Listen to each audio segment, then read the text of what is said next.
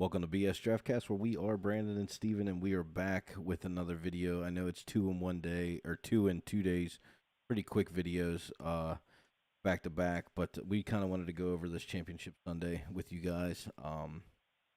Some questionable calls and definitely some questionable decisions. As always, I got my cousin Steven on the line, suffering a tough loss from his Baltimore Ravens, and we'll definitely dive into that. The one thing I do want to start this podcast off with saying is congratulations to the Chiefs, Andy Reid and Patrick Mahomes, and the referees. As always, prove hard to be beaten, no matter where they play. And congratulations to the Lions overcoming a 17-point deficit to pretty much dismantle the Lions in the second half, which was kind of maybe the Lions' own fault, but we'll also dive into that. With that being said, how you doing today, Steven? Uh, I'm I'm okay now. Yeah, I'm okay now. I've settled down a little bit. I got a little worked up earlier, and it's always tough to see your team lose, especially whenever it's the Super Bowl's right there, man. But I'm good. No, I feel that. First game we'll dive into is the Baltimore Ravens game. Obviously, the Kansas City Chiefs winning 17-0. Was a close game. I mean, it's not like it wasn't a game and the Ravens didn't have a chance, but damn, Baltimore just couldn't get anything going on offense, and some costly turnovers, obviously, and just I'll let you take care of this game, and obviously I'll put my insight in on it, especially being that you are the Ravens fan of the group, and kind of let you take it from there. And like I said, I'll give my insight on the tail end of it, and obviously we'll definitely chat back and forth about some other things that had happened in that game. But the stage is yours. Well, yeah, I'm reiterating what Brandon said. Congratulations to the Kansas City Chiefs for pulling the game out. A loss is a loss, but I feel like there was a lot of questionable calls, questionable no calls, just different things that happened throughout the game. I want to start off first with the positives and the negatives. I'm going to start with the Ravens. I feel like on offense we weren't really getting anything going in the first half. Neither team really was, but the Chiefs were at least sustaining drives, and they were getting Travis Kelce involved. And Baltimore just an inability to stop Travis Kelce. He was just getting open. It seemed like nonstop. He had like 12 catches or something crazy like that. Box score: 11 catches, 116 yards on 21 targets. Yeah, he was Or dicing I'm sorry, stuff, I'm and that's a sorry, Travis 11 Kelce. targets. He was 11 for 11. Okay, yeah. So it was somewhere up in there. It was definitely double digits, but he was carving us up, and he was getting open and everything else, and we just we weren't able to really to shut him down, which you can't do that when you're playing against Kansas City Chiefs and playing against Patrick Mahomes, Travis Kelce. So that's one part of it. But the Baltimore side of it, we ran the ball 6 times. That's not how we play. I mean, Lamar. I don't count Lamar scrambling out and stuff like that. I don't count that. I count true run formations with Justice Hill, Gus Edwards, and they both were getting yards on those carries that we gave them, and we got away from the running game. We got down by a little bit, obviously. When you look at the score, it's 17-10, the final score, and we just got away from the run game. We panicked, and I feel like we panicked and just started trying to air the ball out. And once we started to become one-dimensional, then the Chiefs know what defense they can play, and it definitely it shortens their defensive playbook. They don't have to take into account that we're going to hand the ball off. So that was kind of one of the issues that we had. It was a chippy game. There was a lot of physical play, a lot of jawing back and forth, a lot of pushing and shoving. There was a lot of once again no calls that I would like to address. Ooh, Um, ooh. it was a lot. I think we can both agree on that. Yeah, definitely. There was a lot. It started off chippy early. some shoving back and forth and whatnot. There was an instance where Travis Kelsey was kind of going at several defensive players for the Ravens, and one of the defensive players stood up and he wrongfully headbutted Travis Kelsey. But Travis Kelsey was pushing, shoving, and everything. Me and Brandon were on the phone at the time, and we both agreed that it's probably going to be. They threw the flag, and we were like, it's probably going to be offset. Just to Kind of kind of get settle the them to game settle down. down. Yeah, try to settle them down. Kind of be like, hey, slap on the wrist, everybody chill. And they called it on the Ravens, which was interesting. Like I said, I felt like it should have been penalties offset because Kelsey was. I know it's not a penalty for antagonizing, but he's pushing, he's shoving, and he's doing a lot of that. That pretty much transpired throughout the whole game, particularly with Travis Kelsey. Yeah, and like you said, it was wrongful for Van Noy to go headbutt him. I get it, and Yes. and the old adage is it's always the guy that retaliates. But whenever it was chippy from the jump. I mean, pregame they were jawing back and forth, and I thought that kind of was going to be like one of them penalties, like, hey, calm it down, like we're going to start throwing flags here, and clearly not. No, clearly not. And there was several times where I've seen that happen, the headbutting thing. I've seen a lot of players go helmet to helmet, face mask to face mask, and they kind of, they do that. The refs separate them. It's never a big deal. But the Ravens know better, and this isn't me just being a homer or whatever, but when you're playing against the Kansas City Chiefs, you need to give the refs as little bit of a reason as possible to throw a flag because if they see Kelsey or Mahomes throwing their hands up, they're throwing one. So Absolutely. it is what it is in that aspect. But there was a few key plays that I wanted to point out. This was mainly in the second half. This was whenever flags started flying. Ravens players were doing stupid stuff, so we're not exempt from this. This isn't me trying. I know it sounds biased because I am a Ravens fan, but Zay Flowers caught a long bomb, super exciting. It was a big play, a play that we needed. He gets up, well, he pushes the player, gets up, stands over top of him, and spins the ball and flexes. Completely uncalled for, and you knew it was a flag when you seen it. You don't do that. This is the AFC Championship. You're a rookie. You don't get that excuse. This is the AFC Championship. This is a well-coached, veteran-driven team. He should know better. You just don't do that. There's no reason for that. There's no place for it. It should have 100% been a flag. I agree with the flag on that.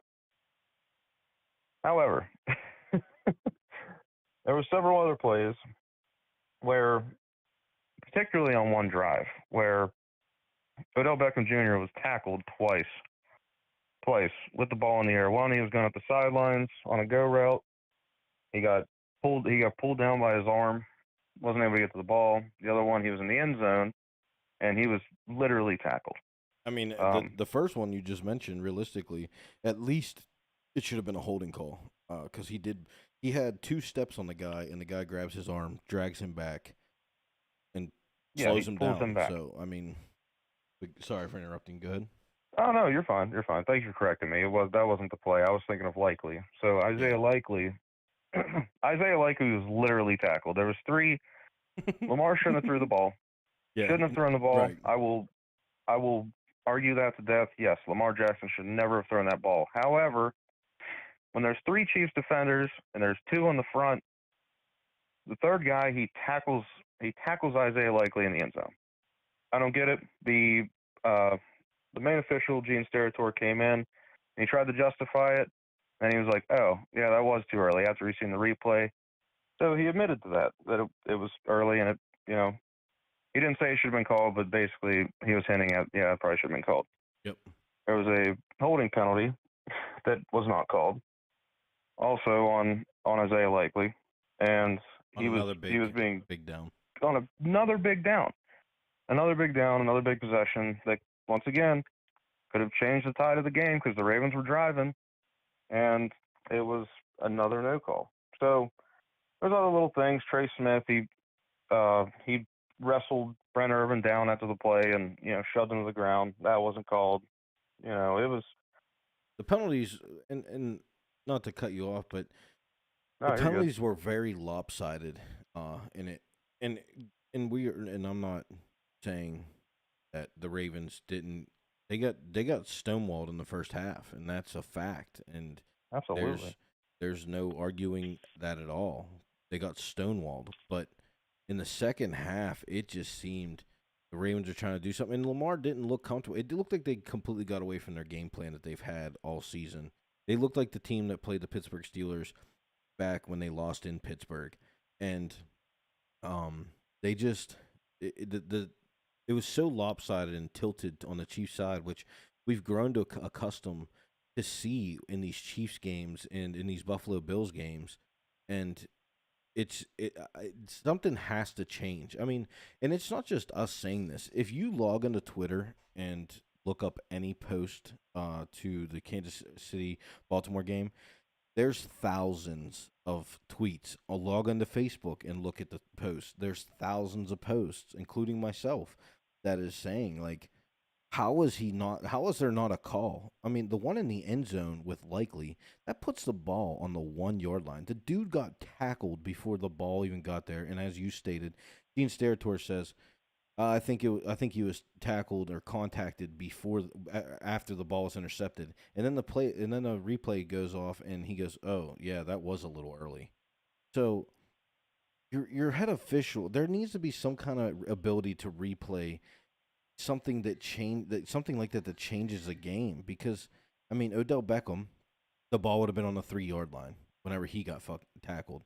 The Likely the ball would have been on the 1. Not saying that Baltimore walks right into the end zone on both of them drives, but the ball on the 1 yard line, I can almost guarantee you Baltimore's getting in the end zone. The ball on the 3 yard line, I'm not going to guarantee it, but that's 10 points, and the Ravens, we're looking at a 17-20 score, and or we're looking at Chiefs 17, Baltimore Ravens 20, and you're looking at Patrick Mahomes potentially driving down the field to try and tie the game or win the game. And that's it, these calls are dictating games, and it's getting to the point where people and fans are just they're sick of it. I mean, me as a rabid gambler personally, and everyone knows we are full transparency. I took the Baltimore Ravens -4, and it didn't cash. And I post when we lose. I post when we win. And at the end of the day, we still came out green because we had 2 bets on the San Francisco game, and we hit both of those. But the Baltimore game with these calls, and even your non-biased fans, I'm sure there's Saints fans. I've seen on my Facebook personally, I have such an array of fans in general. It's going from New England to Buffalo to the Chiefs to the Ravens to the Dolphins to the Steelers to the Giants. I mean, top to bottom, I think I have a fan for every team on my Facebook page, and everyone as a whole, except Chiefs fans, obviously, and there are some Chiefs fans that'll admit and be like, yeah, that was pretty bad. But there are the Chiefs fans like, oh, it wasn't a penalty. I don't see what's wrong with that.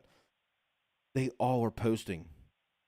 How are these flags not being thrown? And it's just getting to the point where it's getting unbearable to even when you play a team like the Chiefs, who it seems, I mean, I'm not no NFL insider, but it seems that this team gets the most of the calls, and it's unbearable when your favorite team plays that team. You're like, well, when's the flag going to come out that's going to dictate the game? And that's kind of where I'm at with it. It's tough. It's frustrating. Even as just as a football fan in general. And I like Patrick Mahomes. I like Pacheco. Like, it's nothing. I love Andy Reid. But these calls, I just want to see a clean game. If it's a blatant call, absolutely call it. But don't throw a flag that dictates a game, bro. Like, this shit is getting crazy. No, it is getting crazy, man. And like you said, it's, every team, it seems like every team that ends up playing the Chiefs, the same thing ends up happening with these games where once the game starts to kind of teeter one way, the refs, the laundry starts coming out. And I want the freaking teams to win the games. I want the teams to lose the games. I don't want I want the official, if it's pass interference, if they're getting tackled like OBJ, or anything like that, or frickin' Zay Flowers standing over top of the guy like an idiot. Like, That was a justifiable penalty. throw the damn flag. I'm good with that. But don't sit there and have blatant calls where you're like, not calling it. No.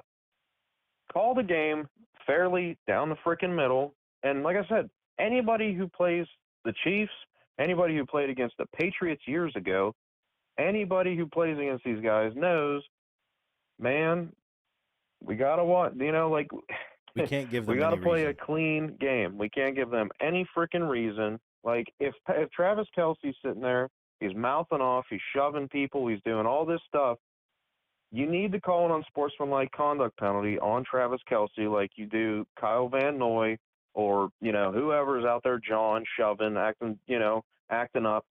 Enforce the frickin' rules. That's your damn job. Just enforce the rules and call a clean frickin' game. Calls get missed all the time. I get it. You miss something, everything's boom, boom. I get it, dude. Yep. It's a lot to keep up with from an officiating standpoint. But when you got a guy that's standing in the back of the freaking end zone, and you got a ball sailing up, and that dude gets tackled before the ball even gets there, bro, I'm sorry, but either you're blind or you're purposely not calling it. Yep. Do me a favor. It doesn't get any more blatant than that. Do me a favor. My phone died. Do me a favor and send me that same article that you texted me about those officials. And on Facebook? Yeah, send it to me on Facebook. Okay.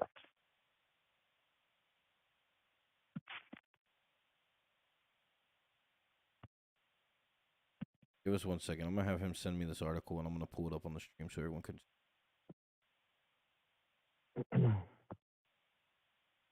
Well, this thing here is wild. A buddy of mine sent me this, and it's wild. Yeah, man, These refs need to be. We've talked about this before.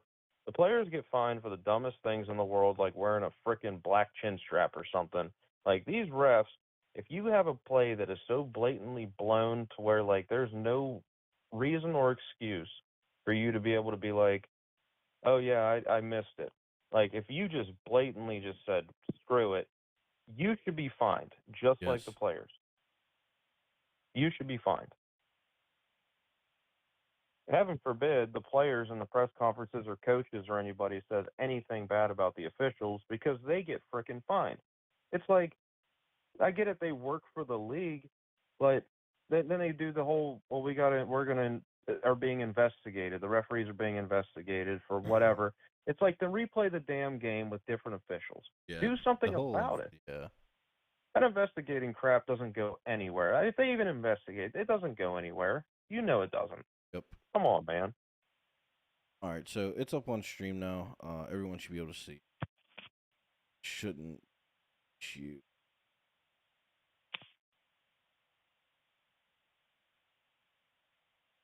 That was Barstool, wasn't it? Barstool Sports. Yeah, Barstool Sports posted it. All right, so yeah, it's up on stream. So Sean Smith, and I've seen this. Anyone that gambles, seriously, they know who Sean Smith is, and a lot of people bet off of games that he's refereeing, and that's the God's honest truth. If you don't believe me, look it up. I literally spend probably 5 to 6 hours a day going over bets and info, and it's a second job. And I have a wonderful, supportive old lady that literally supports it and loves it just as much as I do and roots in the bets just as much as I do. So I have the ability to do that, and it's amazing to have a partner that appreciates and respects and just literally will sit by my side and go over it. And I just wanted to throw that shout out to that in that aspect.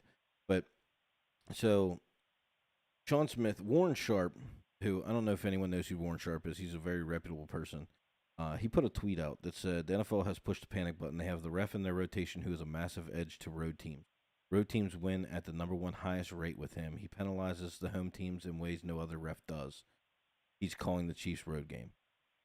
So the post goes out. I'm just gonna keep it short and sweet. And the guy was putting a bet. He was gonna lay the biggest bet of his life uh on this game because of who's refereeing it and the breakdown of the calls that he makes and his reputation. And there's it's crazy. And he actually breaks down the analysis. Home teams have won only 40% of the games in the last 3 years with Smith as a referee, which a lot of people look at that. 40% is pretty good. In not in the gambling world, and not in a big game like this. It's not that great. Across the NFL, home teams have won 55% of the games during that span. With Smith, the rate perceptibly lost drops down to 40.8, which, think about that. That's a huge drop in numbers. I mean, from 55% to 40%, that's insane. I mean, literally insane. And maybe the road teams are just that much better in the games that he's assigned to call. I hope that was the case, but then I looked at a greater equalizer, the point spread. The point spread takes into account which team is better. Across the NFL in the last 3 seasons, home teams have covered 49.4% of the spreads, which that's pretty good, almost 50%. That means that even if the home teams were winning only 40% of the games under Smith, we hopefully would find that they are still covering close to 50%. That wasn't close to being the case. Under Smith, home teams are only 17, 29, and 3 against the spread, 37% in the last 3 years. This is the second lowest mark among 19 referees. Even if you expand beyond the last 3 seasons to when Smith became a head referee in 2018, road teams have the NFL's best win percentage with Smith. He ranks number 1 out of 24 referees in road team win percentage since 2018. So, kind of crazy, to be honest with you. I mean, it's it is a crazy thing to see, and we see it all the time. People post and saying, "Well, he's being the referees from this game are investigated." Well, what does that do? It doesn't do anything. The investigation never comes out with anything. The investigation never comes up with nothing, and these referees need to be held accountable. I mean, it is astronomically insane. And I'll be honest with you, if I would have seen this article prior to making this bet, which this article came out on the 23rd, if I would have seen this article, I promise you, I would have bet the Chiefs +4 all day long. I would have told you to put your house mortgage on it. I mean, put the whole note for your car, put the whole house on the line, and it would have cashed. Clearly, the Chiefs would have won outright. So, I don't want to sit here and dwell on this game. We wanted to keep this video pretty short, but man, it is just it's astronomical that this referee in particular has dictated that many games and has that lopsided effect. And I mean, it shows. Look at the calls that were made. I won't even say. I will literally wipe the Zay Flowers personal foul off the board, and I will just wash off Travis Kelce and his antics. I'm talking about the pass interference on Odell Beckham twice in one drive, one up the sideline, one almost to the end zone. There's 2 PI calls that weren't called, and then Isaiah Likely getting tackled on a ball that Lamar should have not thrown. That was a piss poor mistake on his part, but at the end of the day, it was pass interference, and he was tackled before he got the ball. The ball even got there, and the head referee said it. Something just needs to be done with these referees, as far as they have the ability to radio in and be like, "Hey, they fumbled that ball. You guys need to review it." Why don't they have the ability to radio in and say, "Hey, you blew this call, dude. Like, you need to there needs to be a flag." It just doesn't make sense to me. Or give the coaches a challenge flag, like the NBA. The NBA can challenge a foul call. They only have one, but they can challenge a foul call, and it could be overturned or it could stand. Why not give the coaches the ability to challenge a call?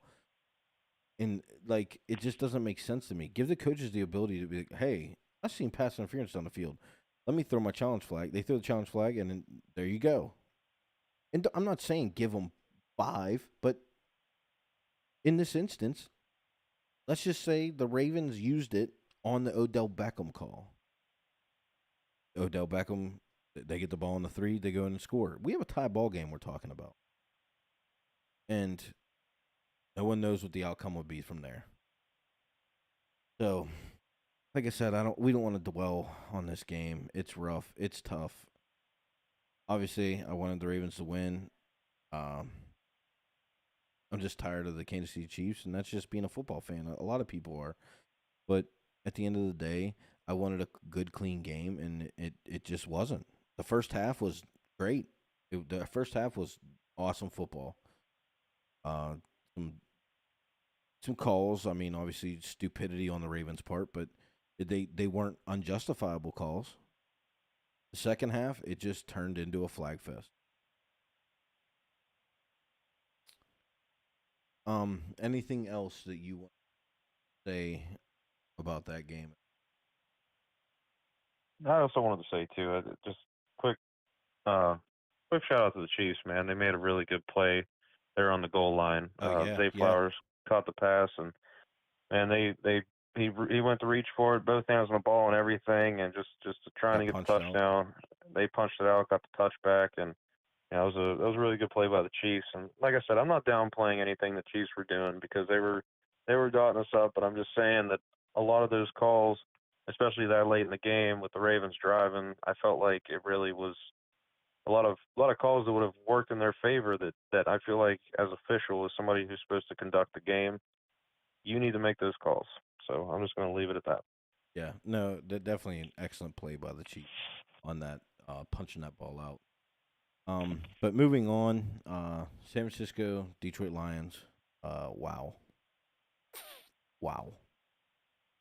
To say the least. I mean, Detroit literally did Detroit things to lose that game. They were up 17 at halftime. 17. And, I mean, the 49ers have every weapon under the sun. So I'm not downplaying that the 49ers don't have the ability to come back from 17. But you were up 17. They go down, kick a field goal, and the Lions drive right back down the field like they were all night long. And MCDC goes for it on 4th. Okay. I get it. MCDC, one of the most aggressive coaches in the league. He goes for it all the time. He does this, does that. Reynolds, ball hit him in the hands. He should have caught it. It wasn't like it was a very tough catch or anything. I mean, it should have been caught on that 4th down. But you're in the NFC Championship in sometimes a once-in-a-lifetime opportunity to go to the Super Bowl. You kick that field goal, which your kicker's been great all season. You kick the field goal. We'll say he makes it. You're back up 17. You're up 3 scores again. Instead, you turn the ball over. The 49ers go down and score a touchdown. No harm, no foul. You're still up. You're up 10 now. No, you're up. What is it? You're up 7 now. You're up 7. You go back to what you've been doing all game. You're running the ball very successfully. You're destroying this San Francisco quote-unquote juggernaut team on defense, on the ground, and get in range again. 4th down and 3, I want to say. Yeah, 4th down and 3. Tie ball game. No, it's not tied yet. Or was it? Was it tied? I don't think it was. Pull it up. I don't want to be wrong on this. Yeah, okay. Detroit is down by 3 points. No, I'm sorry. Hang on. Let me backtrack. They turn the ball over. San Francisco goes down, scores a touchdown after the 4th down. Then, very next play, Jahmyr Gibbs fumbles the ball. Which, hey, it happens in football. Nothing against Jahmyr. San Francisco scores a touchdown again. It is 24-17. Lions punt the ball. San Francisco kicks a field goal. It's 27-24. You drive down the field, you're in field goal range, and it is 4th and 3, I believe. Let me look. Yeah, 4th and 3. Mm-hmm. Once again, you have a good kicker. You're on San Francisco's 30-yard line. It's not like you're kicking a 57-yard field goal. You send them back out there for 4th down, and it's incomplete. You turn the ball over again. So instead of tying the game, you now turn the ball over, and once again, the 49ers get on scored again. So that's a 14-point swing off of turnovers on downs. 21-point swing if you consider all three possessions where they turned it over on downs, turned the ball over on a fumble, and then turned it over on downs again. That's a 21-point swing. I mean, touchdown. And you said it. You said it best. There's a point of being aggressive, and there's a point of being stupid. And I love MCDC. The dude's a dog. He had that team ready to play. They were rolling. The dude's a dog. And Yep. But that is a boneheaded, stupid move on MCDC's part. And I don't know if it's an ego thing that he has to stick to his aggressive mentality of going for it on 4th. But why are you not taking points? Because if you think about it, let's just make hindsight 2020, and obviously it didn't happen this way, but you kick 2 of them field goals. That's 6 points. You're up by 3 against San Francisco. Obviously, if it played out the same way it did, you're up by 3 against San Francisco, and you're kicking the ball deep, and San Francisco has to go down and score with a minute left to try and tie the game. So, man, I don't know. I kind of want your insight on it. Hats off to the Lions. Excellent season. I'm happy for them. I love to see it. I hope the Lions don't just disappear. But the Lions went back to the old Lions. They came unglued, and it starts with the coaching decisions. And I to me, that's a piss poor decision. Man, I agree with everything that you covered. I really do. I think it was a good recap. You walked through the game and were able to do the recap on, the different possessions and everything, and it was a tale of two halves, man. It really was. And San Francisco, they started getting all them pieces rolling, and once they started doing that, you start running into some issues. But man, Jared Goff played really well, and that offense in general, I mean, they played really well. The defense, they held their own. Yeah, well, they gave up points. Well, yeah, they gave up points, but I mean, it's a juggernaut 49ers offense, man, and they're healthy. They're clicking on all cylinders and everything. But at the end of the day, MCDC, man, like, I feel the same way you do.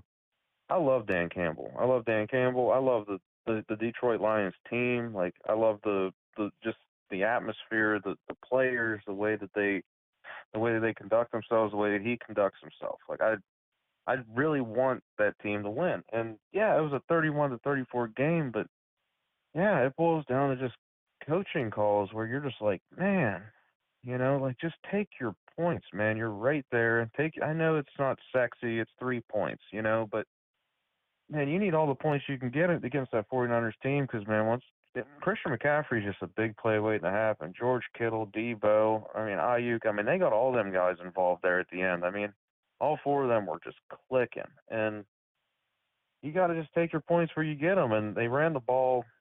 The game was pretty much out of hand, we'll be honest. Onside kick, I don't know what the heck the percentage is of getting one. I'm sure there's a stat out there for what the percentage is of getting an onside kick. But at the same time, they opted to run the ball, and they had 3 timeouts at the time. They opted to run the ball, and once again, it's whatever. But you pass the ball, it's an incompletion. Oh, if you pass the ball and you run the risk of throwing a pick, yeah, but if you run the ball, you also run the risk of fumbling. So, Or I mean, I get not the getting in the argument end that can be zone, just made. like it did. Yeah, exactly. So the clock keeps running, and that was like your last ditch, because then you can call your 3 timeouts, and Maybe get the San ball Francisco back would have the with punt, 40, 30 seconds, possibly. something like that. Yeah. Yeah, you hold them, you make them go 3 and out and stuff, and you got a little bit of time left on the clock, and then you can try to mount a comeback. So that's that's the Dan Campbell mentality, though, man. He's all in. He's got balls the size of grapefruits. He wants to go out there and he wants to, you know, he believes in his guys to a fault. He's like, let's go for it. Let's go for it. That's the mentality he has. But sometimes it can be detrimental to the team, and I think tonight it was. Absolutely. It was. It's. I think it's tough, especially for Detroit fans, and I'm not calling for MCDC's job or anything like that, like No, most no. people.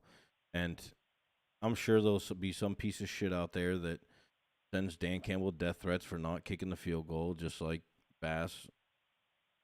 But I just I don't understand at what point. Like I said, if you're on the 5 yard line or 3 yard line, 2 yard line, 1 yard line, you want to go for it. Eh, I don't think we'd be having this conversation.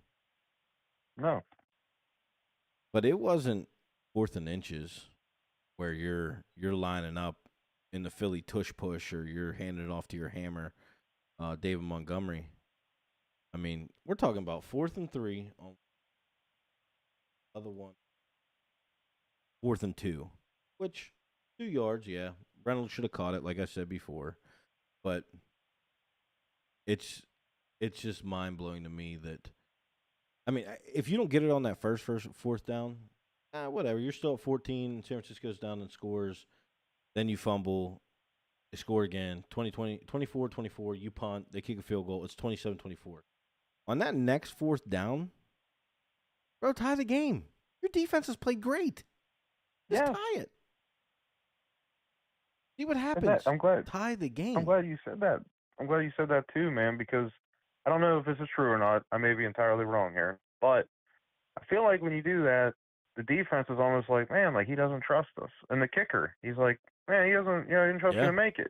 So like that kind of deflates them, and then the defense is like, well, if he doesn't think that if he makes the field goal, we can't go out there and contain him, then what the hell are we doing here? Yeah. No, you're 100% So it may right. have the opposite effect. I might be wrong. But it may have the opposite effect, man. Honestly. No, honestly, I 100% agree with you. I think it'll be something that's talked about for a long time, to be honest with you. I think that it'll be something that is talked about and people question, especially Detroit fans. But it is what it is. I mean, and it was a complete opposite game of the Ravens game. It was a very well called game. I think the one miscalled was when Brock Purdy almost got his head taken off. Probably should have been a late hit, but there wasn't any calls that dictated the game or changed the outcome of the game or screwed one team or the other. I think it was a pretty fairly called game, honestly. That I believe. It's frustrating and I'm not even a Detroit fan. I can only imagine what they feel like. But I don't know. I think this is a call that's going to be talked about for a long time. Honestly, I really do, and I understand the aggressiveness of the MCDC, and that's the way, like you said, he rides with them until the fault. But at that point, the second 4th down, try and kick your field goal. If you miss it, you miss it. It is what it is. But Yeah. that second field goal, like I said, I mean, they were on the 30. It's a 47-yard field goal. That's a very makeable field goal in the NFL. So it's tough. I was really hoping for Detroit in the Super Bowl. But hey, maybe we're having this conversation at this time again next year, and it's the opposite way. Detroit Lions heading to the Super Bowl. That'd be awesome to see. But we got the San Francisco 49ers and Kansas City Chiefs in the Super Bowl. I'm not that enthused about that. But as a football fan, I'm not going to throw a fit or a gripe or anything like that. I just pulled up FanDuel to see what the lines came out at, and right now, as of the second, they have Kansas City as the underdog, 1.5 points, which is kind of funny to be honest. But I I've been betting against Patrick Mahomes this entire playoffs, and I don't know if I can put another bet against it. I don't want to see them win another Super Bowl, but obviously I'll wait to see where money moves and injuries. Obviously they got 2 weeks, blah blah blah. But I don't know if I can bet against them again. I really don't. It's all gonna boil down to who the referee is. Yeah, yeah, that's one thing that San Francisco need to have out in the back of your minds, because everybody's dealt with it, so and they know just as well as anybody. They Yep. play. This isn't their first rodeo with the Chiefs, so they know. Trust me, they know.